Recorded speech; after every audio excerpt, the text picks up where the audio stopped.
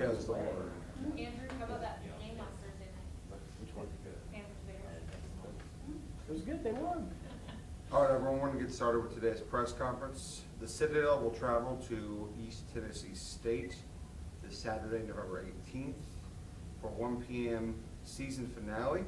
We'll take questions from Coach Drayton right now. Coach.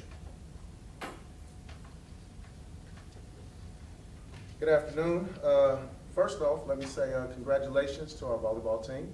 Outstanding, outstanding, outstanding. Also, congrats to the wrestling team. They had a great weekend as well. We want to thank all the fans who came out and braved the elements in our beloved Johnson Haygood Stadium this past Saturday. We hope everyone had a great Veterans Weekend. Marine Corps birthday being Friday, November the 10th as well. That day is always special to me because my father's a Marine along with other family members. The good from this past Saturday, Hakeem Elmore, converted defensive lineman to tight end to H-back mover to now our primary back, had 26 carries for 100 yards. I don't know that anyone has had that maturation process within 1 year, but he made it. Pat McSweeney had 4 consecutive catches for 57 yards, and it just goes to that argument that the tight end's always open. Defense, I thought, played outstanding this past week, led by Jamon DeBose with 7 tackles, Carson Walter, 6 tackles. We punted the ball very well. James Platt averaged 45.2 yards with 2 inside the 20. And what I tell our team is we want to end every drive with a kick. So what do I mean by that? Whether it's a PAT, whether it's a field goal or a punt. So our Achilles heel on Saturday was the turnovers. We did not end every drive with a kick, and that's the tail of the tape. We had four turnovers and lost 3. That is always hard to overcome. This is not the record issue. Some media members had the luxury of sitting in the press box all game Saturday. Well, that's all right. I tell you what, so one of the first things we did when we got here, and it's going to be an ongoing task with the group that we have, the elements should be our friend. I just left 2 places where the elements were of the extreme. In Green Bay, the frozen tundra, and Las Vegas in the desert. The elements should be your friend. We must learn to face it and control it and embrace it. And we'll continue to work on that as we go forward. Going off the team with the injuries in the backfield, obviously Cooper kind of being the big one, kind of how much have you had to kind of adjust that, and kind of going off that, how proud of you of Hakeem are you? Well, yes, and his metamorphosis was injury driven. Once we lost Coop, Johnny was banged up. We had some other injuries in the backfield. I'm very pleased with what he's done in a short period of time. And I know for a fact he's found a new home. And that's why they call us coach. We have to take these individuals, find what they can do, and build it around their skill set. I guess staying on the injury front, I don't think Dustin's played since SC State. Kind of have you all applied for a red shirt, or kind of what is the deal with him? That's above my head. I just know he's not able to practice. We would have loved to have him throughout the season, but we didn't. And that's sports. So we just close ranks and we keep marching. Is the plan though to get him maybe a redshirt year, hopefully? Whatever the rules are, we'll investigate the rules. We'll go down that path. But as of right now, we're going to focus on who we have, who's healthy, and who's available. I know you touched on this actually, Hakeem and Pat did too, on just, this last game being for their seniors. And obviously both of them seem to have their heads on straight. Can you touch on kind of just how they are characterized and then what this next game does mean for those seniors? Well, not only those two, it's the core nucleus of our team. Their heads are on correct, and these guys are very, very excited about having the opportunity to play one more. What I told the team is we signed up for 11, and by God, we're going to play 11, and we're going to play it at a high level. I've encouraged the team. When I spoke to them on yesterday, I said, hey, we have 6 days to do everything right. 6 days for your brother to win one game that will last the rest of your life. And that's our goal. That's our goal. going off that, do you see Saturday as any pressure to make sure there's not a goose egg in the win column? No, no pressure for me. And this is what our team needs to understand. Pressure is personal. So how do you handle that individually? No pressure for me. Now, public opinion, that's scrutiny, right? Scrutiny is public opinion. So you can scrutinize me, but leave those young men alone. Pressure's, nah, no pressure. What do y'all need to do to get a win this Saturday? We need to be together, right? Stay together. We have to be enthusiastic. We have to be excited. So they're getting that down pat.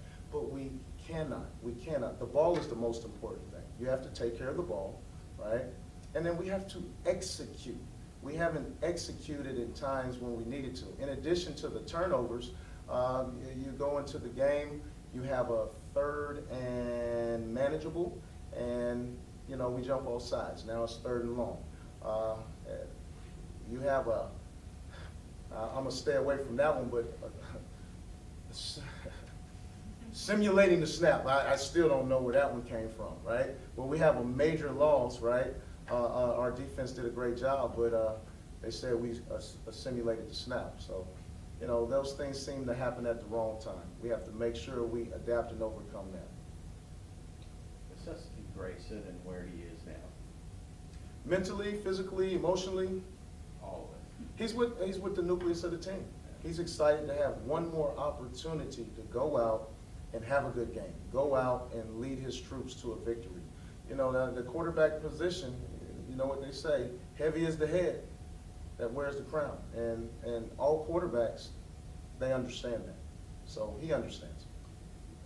Last game, just, Walker, what did you do well? Where did you see some things that you need to improve upon? Well, obviously, which I talked about, ball security and the costly penalties at costly times. We have to improve on that. It's the same story there. We're minimizing that. It's gotten better, but it's still not good enough, right? Did you see enthusiastic practice yesterday? I mean, where was everybody mentally?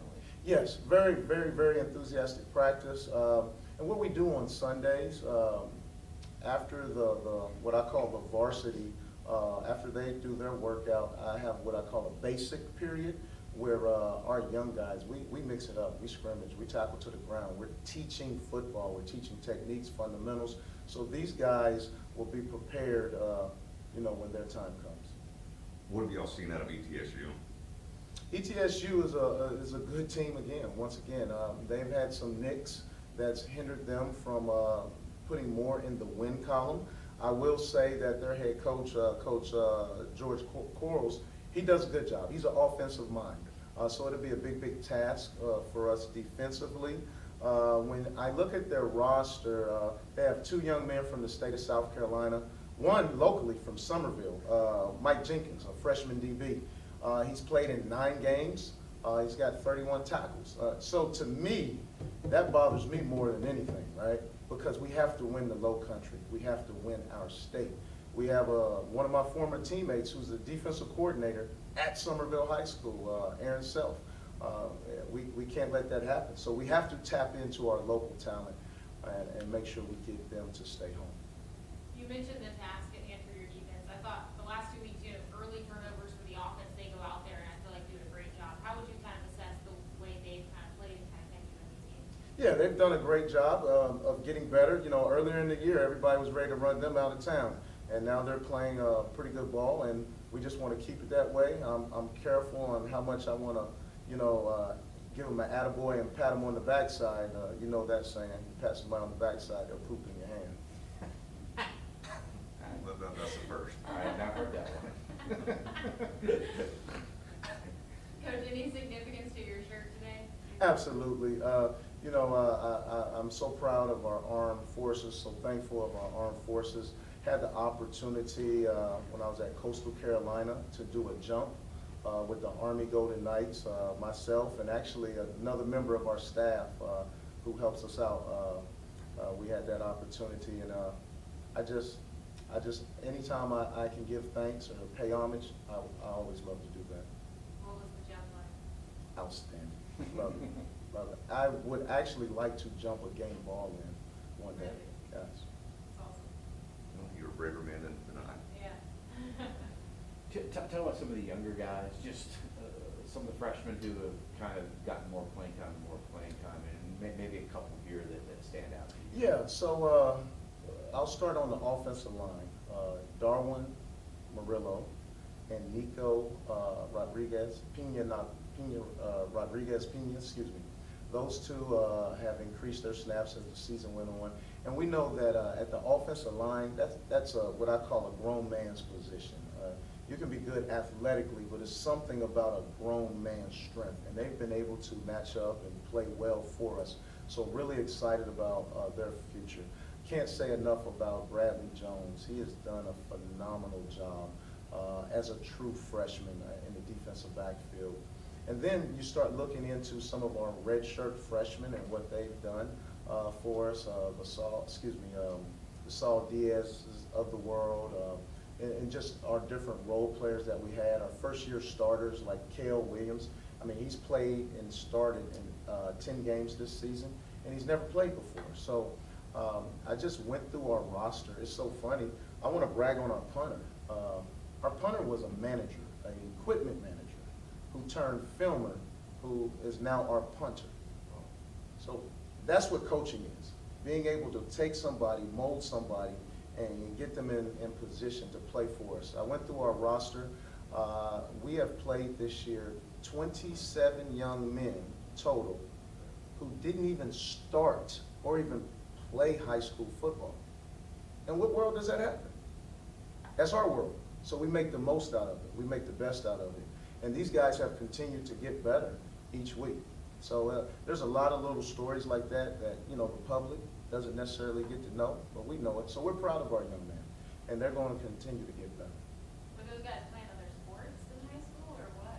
Was it mostly basketball, or were they playing? No, in some situations, truth be told, they weren't good enough to start at their high school, right? Because they came from some really good high schools. Or in one instance, the mom didn't let the individual play high school. And when he came to college, he's a grown man, so he wanted to play, and we gave him that opportunity. Another instance, we had guys playing lacrosse. So it's been a process to get these guys where they need to be. Well, we appreciate it.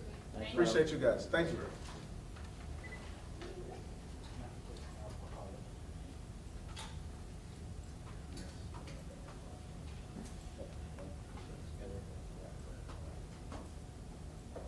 Good afternoon. The number 1 seeded Citadel volleyball team is set for the 2023 Southern Conference Volleyball Championship. The Bulldogs will face the winner of the ETSU and UNCG play-in game on November 17th at 2 p.m. Here to talk about the Bulldogs are junior outside hitter Allie Ruffin and head coach Dave Belknap. Allie?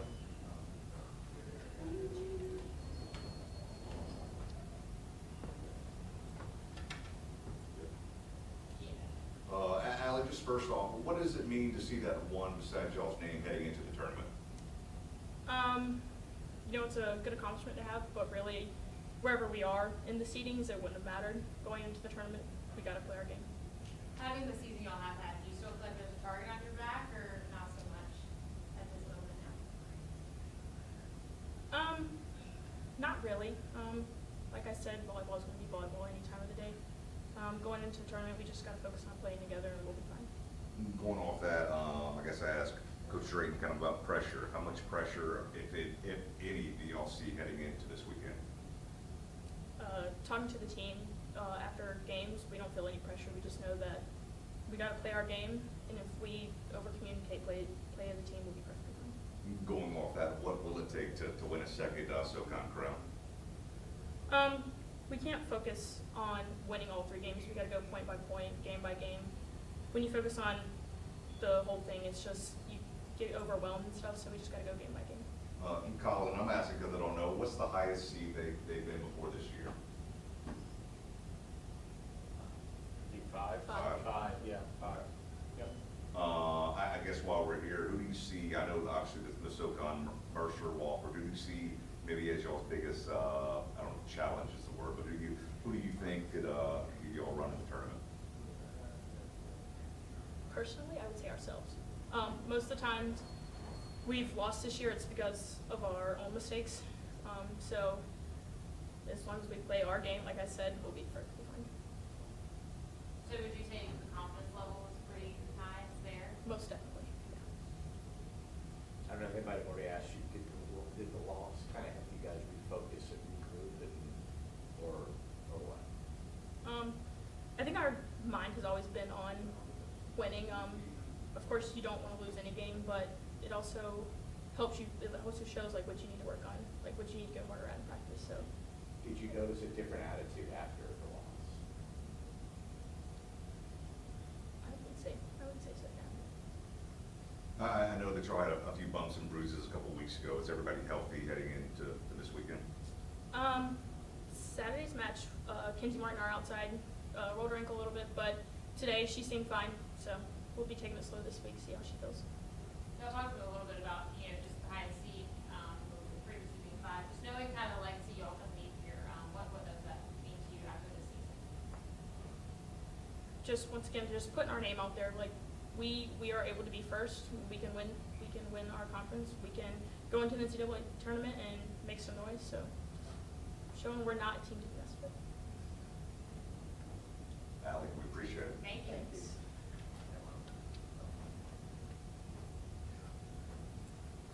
My shirt has no significance. It was clean, so that's what happens. Thanks for getting that out of the way. Yeah. I guess just first thing that I asked Allie, what does it mean to you and what do you think it means to your girls to see that one beside your name heading into this weekend? It's a level of consistency paying off and all the hard work, through the summer, the preseason, last spring. Championships aren't really won, in the regular season. They're really won back in January.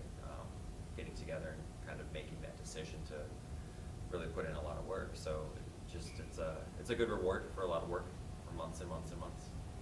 Do you agree with Allie in terms of, you think kind of your toughest test is yourselves?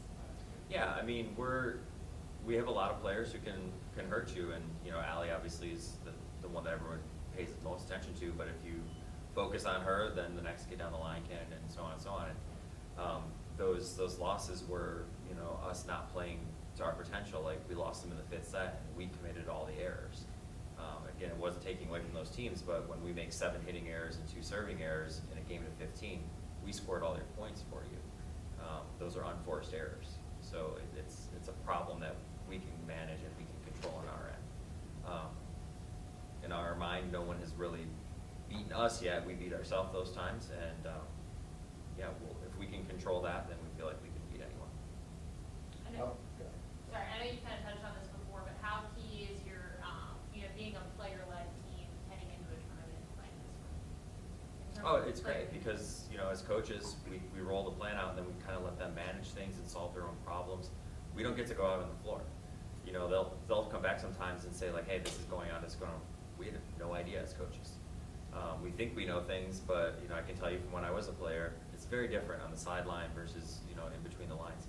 So the fact that we give them a lot of trust and a lot of power to make some decisions and be creative out there, it pays off. It takes some time to let them grow up. That's why we have a good mix of freshmen, sophomore, junior, seniors out there. We let them grow up in the program and get more and more freedoms and creativity out there, and that's why the program's continued to evolve. Health-wise, how are you going in the tournament? Sorry, can you say that? Health-wise, One player's a little banged up. We'll see. It's the one that you would want to because she's very mature. She'll handle it the right way. She's living in the training room right now this week. She'll be there a lot. Nothing too severe like last year.